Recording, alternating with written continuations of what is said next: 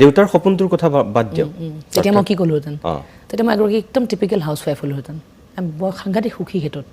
মই মোৰ পৰিয়ালৰ যত্ন লৈ ভাল পাওঁ মোৰ ছোৱালীৰ যত্ন লৈ ভাল পাওঁ ঘৰত ভাত বনাই ভাল পাওঁ মই ঘৰ চাফা কৰি খুব ভাল পাওঁ এনেকুৱাও কাম নাই ঘৰত যিটো কাম মই নকৰোঁ কেতিয়াও এনেকুৱা কামেই নাই আজিলৈকে যিটো কাম মই কৰা নাই ঘৰত মই সাংঘাতিক হেপী কিন্তু মোৰ ঘৰত কাম কৰি ঘৰত থাকি আৰু মোৰ গোটেই আত্মাটোৱে সোমাই আছে মোৰ ঘৰখনত গতিকে মই চাগে অভিনেত্ৰী নোহোৱা হ'লে মই এগৰাকী একদম টিপিকেল হাউচ ৱাইফ হ'লোহেঁতেন ধন্যবাদ খুব সুন্দৰ কথা এটা কৈছে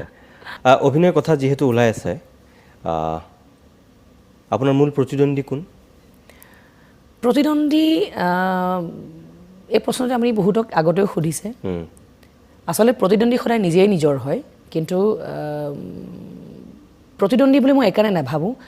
মই নিজতকৈ সদায় আনক সদায় ওপৰত ৰাখোঁ কিন্তু আৰু সেই ওপৰত ৰখাটো মোৰ কাৰণে মোৰ ইণ্টেলিজেঞ্চি বুলি মই ভাবোঁ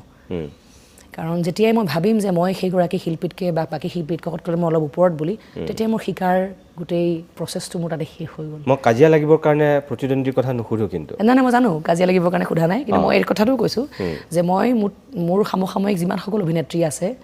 প্ৰত্যেককে মোতকৈ ওপৰত মই ৰাখোঁ প্ৰত্যেকগৰাকী শিল্পীক বৰষা হওক জেৰিফা হওক নিশিতাকো মই ৰাখোঁ মোৰ পিছত যিসকল শিল্পী আহিছে এতিয়া